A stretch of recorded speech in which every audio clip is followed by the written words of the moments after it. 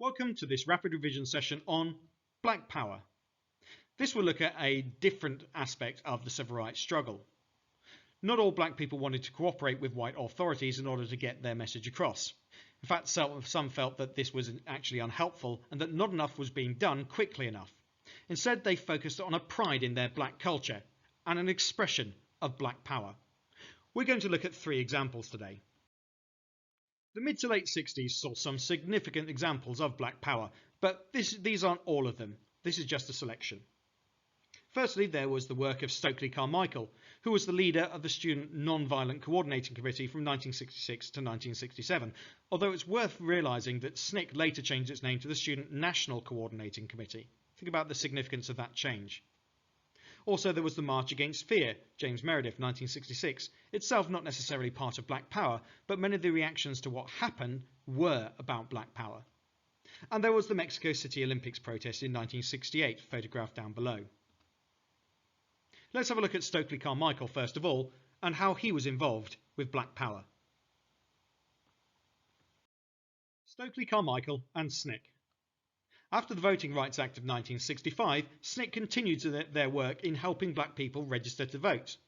However, many complained that there was nobody to really vote for. None of the parties or candidates represented the desires of black people.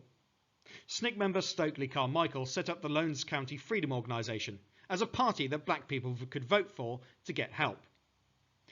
With his raised profile, Carmichael was elected the SNCC chair in May 1966.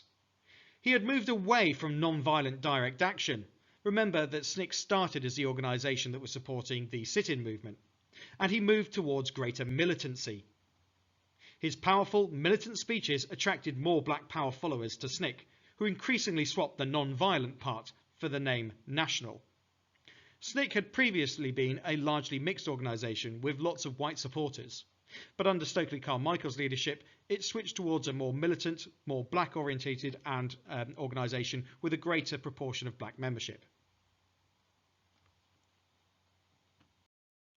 The March Against Fear.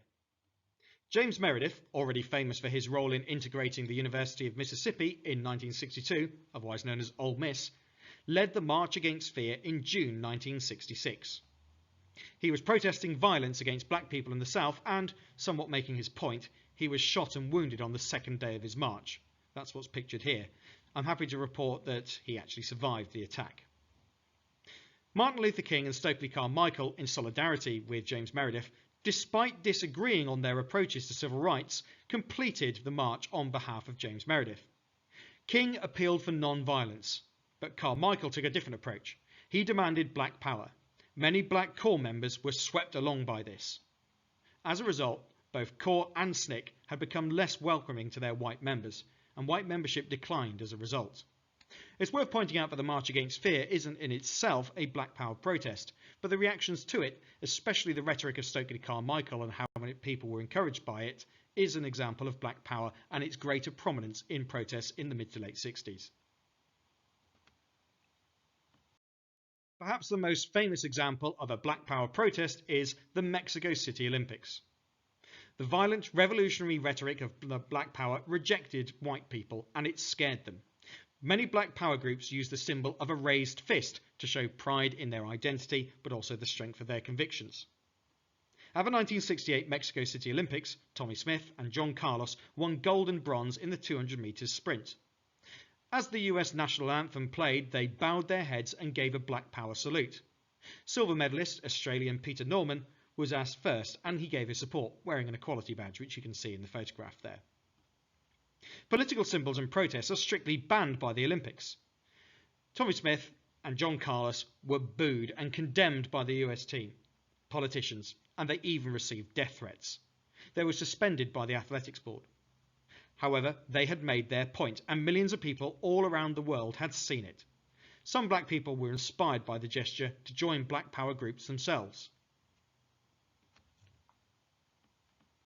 Some final points in summary then, and remembering that this is not meant to be an exhaustive summary of what black power was and is, but just an introduction to it with some key examples from the 60s.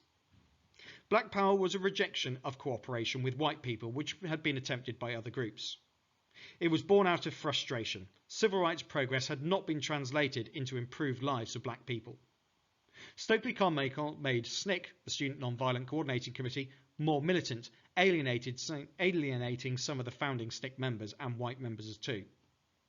The March Against Fear gave Carmichael the chance to spread the Black Power message, following James Meredith's shooting, which rather made the point that progress was slow. And then the 1968 Mexico City Olympics provided a powerful and very public symbol of Black Power, which is why I've concluded with a photograph of that very protest. That concludes this rapid revision session. I hope it's been useful to you, and if it has, please like the video. Subscribe to the channel for more of the same too. All the best, and until next time, goodbye.